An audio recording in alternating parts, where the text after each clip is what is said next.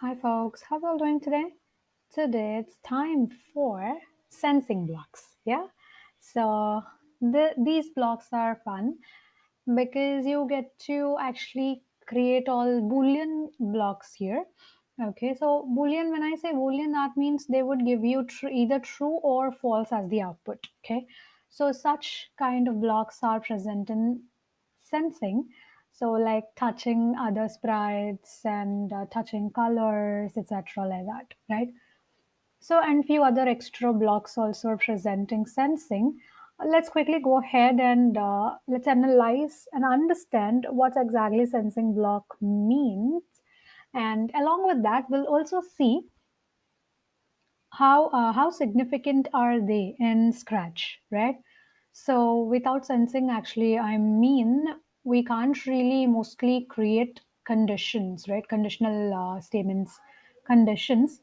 So they play a very important role. Yeah, let's quickly get started without any delay. Come on. So yeah, sensing to sense something. Yeah. So basically, starting off with touching block.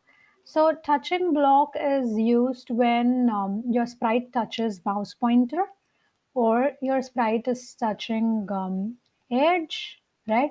Or if your sprite is touching any other sprite. So you will be getting all other sprites listed over here if you have multiple sprites in your project, right? Let me quickly show you by adding another sprite here. So let's say I'm adding ball. Okay. So now here you can see, so you have the ball also. So if cat touches ball, then something should happen, let's suppose, right? So then you can actually use this touching block. So basically this particular block would only give you the output of true, being a true or false thing, right? So let's say if touching mouse pointer is true, so whatever should happen will be happening with the control block, okay? But this particular block would only give you either true or false. See, it's giving you false, right? So this is about touching, and we have touching color. Touching color, you can actually choose any color. If your sprite is coming and touching that color, if you want to do something, right? Absolutely, you can do it. Okay, and you also have a color picker here. Just click on this color picker. You can just pick any color from anywhere over here, right? Any color you can choose and you can absolutely get that color over here. Let's suppose I'm just picking, let's say, I think I will pick this. So you can see you got that color. Okay, so that's about touching color. If any sprite touches this, so if you want to do something, absolutely you can do. Okay, this is also a block which gives you output either a true or false. Okay, and then we have color is touching color, right? So if this color is touching this color, then you would actually use this particular block, right? So if you want to say or check if this color is touching this color, so again, you have color pickers over here. You can absolutely use it to pick some color from stage, right? And distance to mouse pointer. So distance to mouse pointer, distance to ball basically will give you the distance from this particular sprite to mouse pointer or from this particular sprite to ball, right? So this would give you, see, it's just giving you the distance between the mouse pointer and this particular sprite because we are on cat sprite. Okay, so this would give you output of the distance between sprites or whatever you want to. Okay. Again, and we have this ask block. Ask block is one of the very prominent blocks again. Why? Because you can ask something and you can wait for the user to give reply. That means your user can answer. See, it gives you this kind of input box wherein you can just type in some input and it would actually take that. See, I'm giving Nana and it actually accepts that. Okay. So if you want to get some input from your user, then you will be using ask him wait block. And the next one would be like whatever is the output given inside this ask block, that output would be stored inside this answer block. Okay. Now I gave Nana, right? So that Nana is stored inside answer, right? And then key space press, this is one of the very important blocks, or you can say mostly used blocks in sensing. How and why? Because if some key is pressed, right, you can actually get all the numbers here, alphabets here, sorry, letters in the alphabet here, and arrow key is space key. So if any key is pressed, if you want to do something, so you can just place this there. Okay. Inside if conditional statements, you actually use these things like, let me show you. So like this, if touching mouse pointer, then you would do something. Or if touching color, then you would do something. Or if color is touching color, then you would do something. Or if key is pressed, then you would do something like that. Okay. So this is how you can actually use sensing blocks. Okay, so in most of the times in conditional statements itself, we will be using them. And if mouse down is basically like if mouse is down, like it is clicked, right? So that means left key is pressed, that is mouse down. Okay, so if mouse is down, if you want to do something, you can do it with this. Mouse X value will be coming from here, mouse Y value will come from here, because every each and every sprite or any object on the screen will have their own x and y values, right? Their own coordinates will be there. So now mouse x is the mouse x value and mouse y is the mouse y value.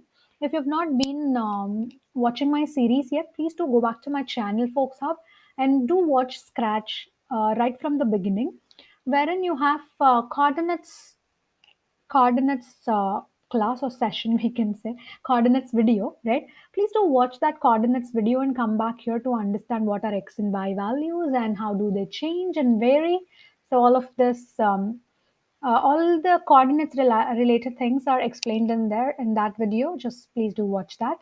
So this is mouse x and this is mouse y to get the mouse x value and y value. And then you have set drag mode. So if you want to make it draggable or non-draggable, so you can actually set it from here.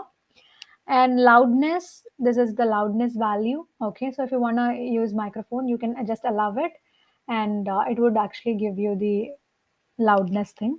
And then we have timer, so it would give you the timer basically. You have reset timer to reset the timer. And then this one, this has so many things in it. Okay, this is one of the again useful blocks. So stage, for stage, backdrop of stage, backdrop name of stage, volume of stage, my variable of stage. So all these things you can get from stage. For ball, you can say your X position of ball, you can get Y position, you can get direction, costume name, size, volume, all these things you can get for the sprite, right? So if you want to get some value of any sprite, then you would be using this block, okay? Like X position of ball or Y position of ball or any other value from these given options for the ball, you can actually use this particular block. Okay, and for current year and some other stuff like that, current year, current month, current date, day of week, hour, minute, and second. To get all these values, you can use this current year. So it gives you current year now 2023. Let's say I will say current month. So it is giving you first month, date, it's 29, day of week, it's 1, hour, 23rd hour. Oh, wait, minute, so it's third minute, second, it's 43 second. Okay, so 43rd second maybe, right? So this is about current year and days since 2000. So it's around 8,429 days since 2000. That means it's 2023, right? So that means these many days have passed. Username, so my username, it is actually giving you here. Okay, if you want to just get the username and then do something, so you can use this one. Okay, so sensing blocks are some boolean blocks are there, and some value, you can get some values from them, right? So all such type of blocks are present in sensing, which are again very much interesting, because without these blocks, so you can't really do so many tasks. You can't really do so many tasks. Okay, so these are like a boon in Scratch, because using these blocks you can solve or resolve, or you can create some complex conditions, right? So wherein they help you a lot for doing multiple tasks in Scratch. Okay, so they give you values, they give you boolean expressions, so they give you mouse values, mouse coordinates basically. There are some other variables. There are some very important like values like year, month, second, X position, Y position of sprite, draggable to make it draggable or non-draggable. So all these kinds of things or stuff are present in sensing. Okay. So this is something about sensing blocks, and we are going to use or apply all of these to create some projects or animations in Scratch or games in Scratch while I'm doing it. So you will be understanding the implementation of them very much clearly. But now you saw for each and every block, what is going to be the output which it would give you, right? So for mouse X, it would give you mouse X value. For mouse Y, it would give you mouse Y value, and so on like that, right? So you got to know what exactly will be the output for each and every block in today's session, and the implementation part you would be using it. Then you will get to know how do they work, right? So yeah, today it was just like a brief, and don't worry, we will be learning many more things in this. So while creating projects, so you would have fun then. Okay. So this is about Scratch sensing category blocks. If you have any questions or concerns, you can do let me know in the comment section below. And please do like, comment, share, and subscribe to my channel, folks. Thank you so much for watching this video, guys. I'm going to meet you all in the next session. So bye bye. Have a great day, all.